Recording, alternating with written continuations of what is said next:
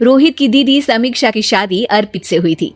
रोहित 20 साल का था, जो कि अपना पूरा दिन मोबाइल पर ही निकालता था। कभी पबजी खेलता तो कभी यूट्यूब चलाता। एक दिन अर्पित और समीक्षा के मम्मी पापा से मिलने आते हैं और देखते हैं कि रोहित मोबाइल से हटने को तैयार ही नहीं है। अरे रोहित, तुम्हारी तो आईआईटी की परीक्षा है ना, तुम तैयारी नहीं कर रहे हो परीक्षा की? वो सब तो मोबाइल पर ही हो जाएगा। ये देखिए, ये है गूगल, इससे जो भी पूछो वो सब बता देता है। तो आखिर कागज क्यों बर्बाद करूं? अरे पर तुम इन प्रश्नों की तैयारी बिना लिखोगे कैसे? उसमें क्या है, ये देखिए नोटपैड, बिल्कुल कॉपी जैसा है, इसी पर कर लूंगा। हम जब तुम्हारी उम्र के थे तब हम दोस्त मिलकर प्रश्न हल किया करते थे। उससे हमारी हैंडराइटिंग की भी प्रैक्टिस हो जाती थी और समय का भी अंदाजा लग जाता था। और फिर साथ में हम एक दूसरे की मदद भी कर देते थे अगर कोई अटक जाए तो। आपका जमाना अलग था जीजा जी, अभी जमाना फास्ट और स्मार्ट हो गया है। जमाना क्या, अब तो फोन भी स्मार्ट हो गया है। समय के साथ बदलना पड़ता है जीजा जी। अब बस भी कीजिए, आप हर चीज को लेक्चर में बदल देते हैं।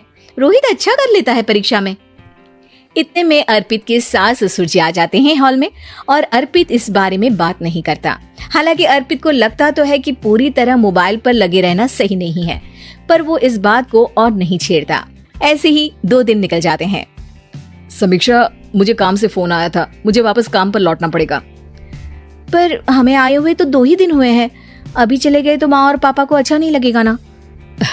अच्छा ठीक है, तुम रुक जाओ, मैं काम खत्म करके फिर लौट आऊंगा। एक काम कीजिए ना, परसों रोहित भी परीक्षा के लिए निकलेगा, आप उसी के साथ निकल जाना।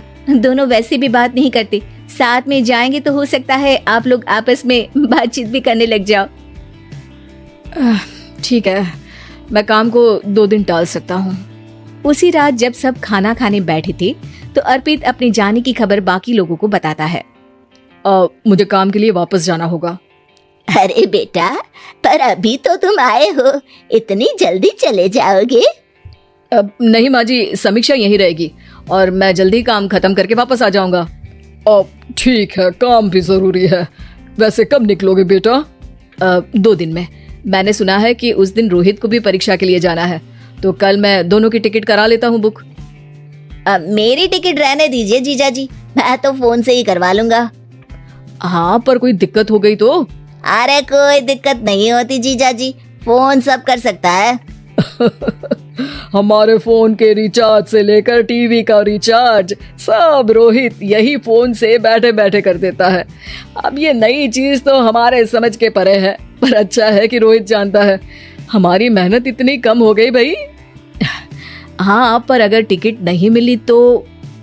अर्पित की बात पूरी होने से पहले ही बिजली चली जाती है। अरे ये क्या हो गया, आपने बिजली का बिल भर तो दिया था ना? अरे नहीं, मैं तो भूल गया था।